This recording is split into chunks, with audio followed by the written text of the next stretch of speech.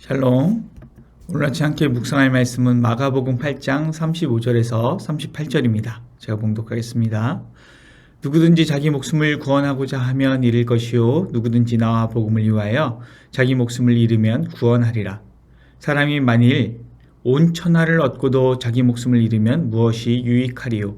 사람이 무엇을 주고 자기 목숨과 바꾸겠느냐?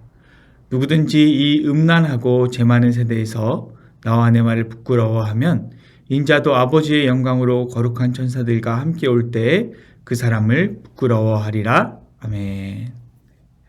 샬롬. 오늘 아침 묵상 함께 나누면서 오늘 본문 읽은 그 전 부분이 어떤 부분인지 한번 살펴보기 원합니다. 그 유명한 베드로의 신앙 고백 사건이죠. 그런데 예수님께서 베드로의 신앙 고백을 들으시고 자신의 죽음과 부활에 대해 말씀하시자 베드로가 예수님을 붙들고 항변합니다. 마가복음 8장 33절에서 34절입니다. 예수께서 돌이키사 제자들을 모시며 베드로를 꾸짖어 이르시되 사탄아 내 뒤로 물러가라. 네가 하나님의 일을 생각하지 아니하고 도리어 사람의 일을 생각하는도다 하시고 무리와 제자들을 불러 이르시되 누구든지 나를 따라오려거든 자기를 부인하고 자기 십자가를 지고 나를 따를 것이니라. 아멘. 여기까지가 우리가 지난 아침 묵상에서 저와 함께 나눈 내용입니다.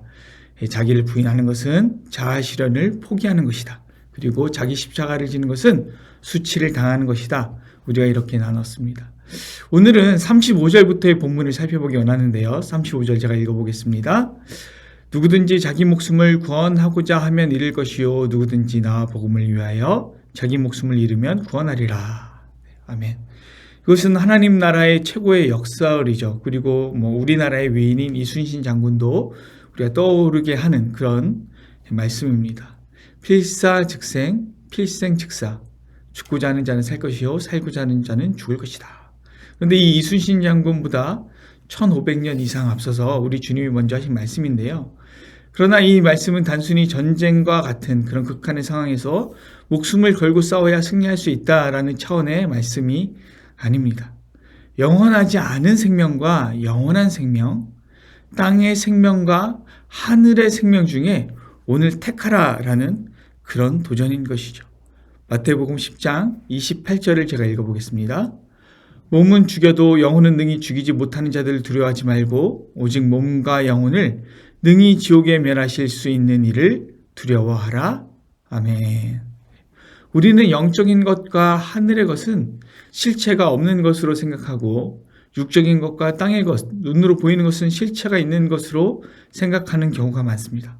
그러나 하나님의 관점에서 보면 또 영적인 관점, 영혼의 관점, 또 제자도의 관점에서 보면 전혀 다릅니다.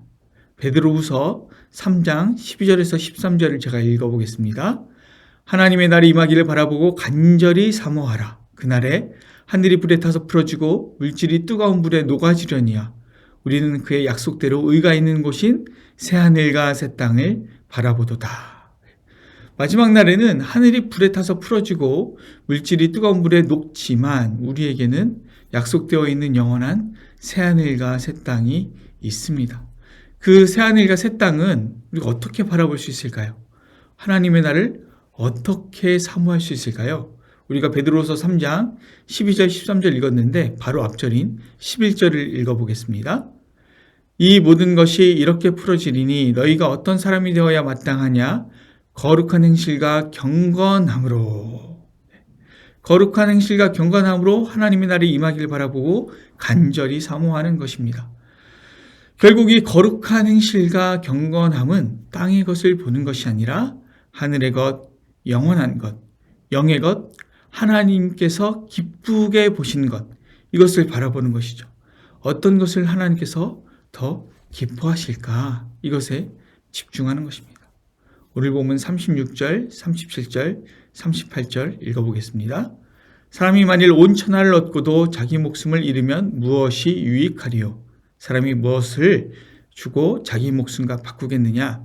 누구든지 이 음란하고 죄 많은 세대에서 나와 내 말을 부끄러워하면 인자도 아버지의 영광으로 거룩한 천사들과 함께 올 때에 그 사람을 부끄러워하리라. 오늘 이 말씀 통하여 우리에게 가장 중요한 것이 무엇인지 살펴보기 원합니다. 우리에게 가장 중요한 것은 영원한 생명, 구원입니다. 온 천하보다 귀합니다. 그러나 음란하고 죄 많은 이 세대는 이 세대에서 잠시 누리는 쾌락과 즐거움을 더 자랑스러워합니다. 주를 믿고 따르고 주를 위해 살고 희생하는 것을 오히려 부끄럽게 생각합니다. 그러나 우리가 주를 부끄러워한다면 마지막 날에 주님께서 우리를 부끄러워하실 것입니다.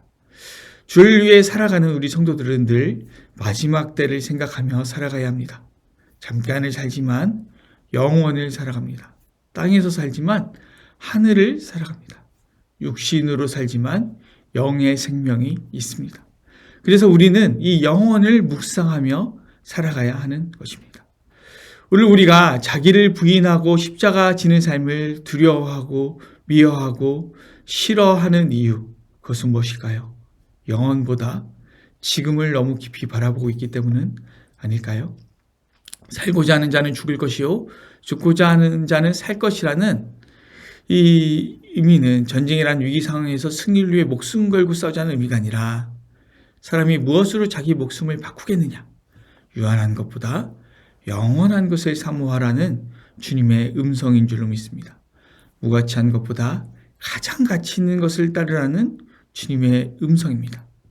오늘 우리가 오늘 하루 이 주님의 음성을 묵상하면서 이 음성에 순종하며 살기 소망합니다. 오늘 나의 삶에서 내가 붙들고 있는 가장 가치 있는 것은 무엇입니까? 우리가 그것을 붙들 때 우리의 삶에서 복음의 영향력이 나타날 것입니다.